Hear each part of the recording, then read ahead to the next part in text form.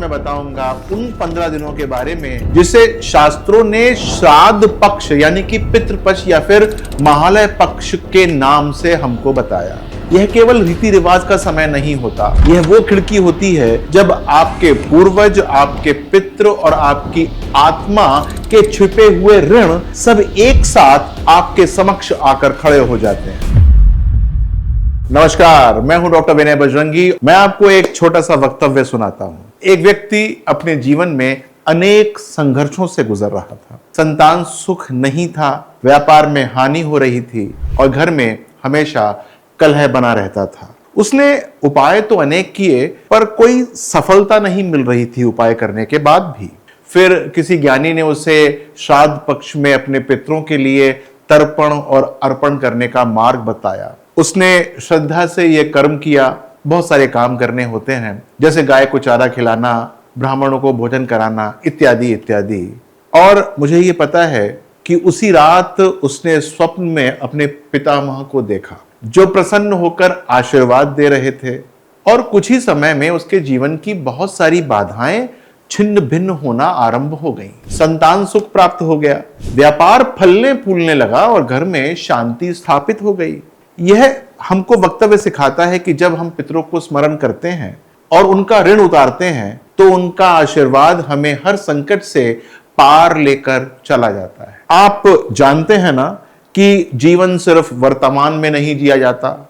हम सब अपने साथ ऋण लेकर चलते हैं, देव ऋण, ऋषि ऋण और सबसे बड़ा पितृ ऋण। श्राद्ध पक्ष वो 15 दिन होते हैं जब आप इन अदृश्य ऋणों को उतार सकते हैं, जब पितृलोक के द्वार खुलते हैं और आपके पूर्वज आपके घर आ जाते हैं। ज्योतिष से भी इसका कनेक्शन है कि जब सूर्य कन्या राशि में आते हैं तब पितृ ऊर्जा सबसे सशक्त होती है। इस समय किया गया छोटा सा तर्पण, जल या दान की क्रिया अनंत गुना होकर अपने पितरों तक पहुंच जाती है और उसी के साथ मिट जाते हैं पितृदोष जो आपकी प्रगति, विवाह, संतान या स्वास्थ्य को रोक रहे होते हैं। गरुड़ पुराण और ब्रह्म पुराण स्पष्ट कहते हैं कि श्राद्ध पक्ष के दौरान पितृलोक के द्वार खुल जाते हैं। हमारे पितृ सूक्ष्म शरीर से अपने वंशजों के घर आते हैं। यदि वह हमारी श्रद्धा और अर्पण से तृप्त होते हैं तो परिवार को स्वास्थ्य, धन, संतान सुख और हर प्रकार की रक्षा का आशीर्वाद दे के जाते हैं। यही कारण है कि इन 15 दिनों पर हर तर्पण, हर अन्नदान, हर जलांजलि कई गुना प्रभाव लेकर वापस लौटती है। लेकिन यहां एक और गूढ़ रहस्य है जिसे बहुत कम लोग जानते हैं इस संसार में। श्राद्ध पक्ष के दौरान अगर आप किसी विशेष ग्रह की महादशा या अंतरदशा में हैं तो आपको अपने पितरों से, अपने कर्मों से और अपनी आत्मा से प्रत्यक्ष संपर्क का अनुभव हो सकता है। यदि आपके ऊपर चल रही है सूर्य की दशा तो हो सकता है कि इस समय आप किसी ऐसे स्वजन को महसूस करें जो आपकी आत्मा से जुड़ा था और जो अब इस लोक में ही नहीं है। यह आत्मिक मिलन आपको शक्ति दे देगा। यदि शनि की दशा चल रही है आपके ऊपर पितृपक्ष के दौरान, तब आपके सामने वह आत्माएं आती हैं जिन्होंने कभी आपको संकट से उबारा था। वो आपको याद दिलाने आती है कि संकट में सहारा देने वाला संबंध कभी नहीं टूटता है। और यदि आप पे चल रही है केतु की दशा, आप अपने मातृ कुल से जुड़ी किसी आत्मा को अनुभव कर सकते हैं जिसने आपके जीवन में त्याग किया और अब वह कार्मिक ऋण चाहता है कि आप उसे पूरा कर दें। अगर आपके ऊपर चल रही है राहु की दशा पितृपक्ष में, इस समय आपके सामने वे आत्माएं आ सकती हैं जिन्होंने आपको छल किया, छोड़ा, धोखा दिया, लेकिन ऋण अभी पूरा नहीं हुआ है। वह पुनः लौटती हैं आपके कर्मों का हिसाब बराबर करने के लिए। और यदि आपके ऊपर चल रही है शुक्र की दशा पितृपक्ष के दौरान, आपको ऐसे व्यक्तित्व का स्पर्श हो सकता है जिसे आपने कभी चाहा, कभी प्रेम किया, इस जन्म में क्या पिछले जन्म में भी हो सकता है और वो अब नहीं है।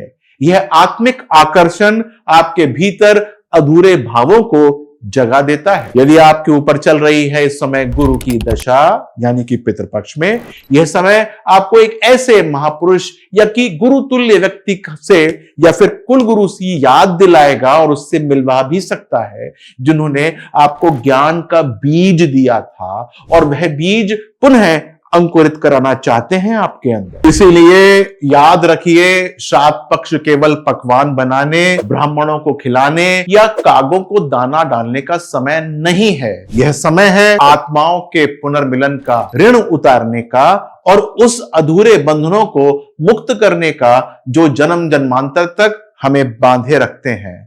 श्राद्ध पक्ष केवल कर्म कांड नहीं है, बल्कि यह आत्मिक शुद्धि और कर्म संतुलन का एक पर्व है।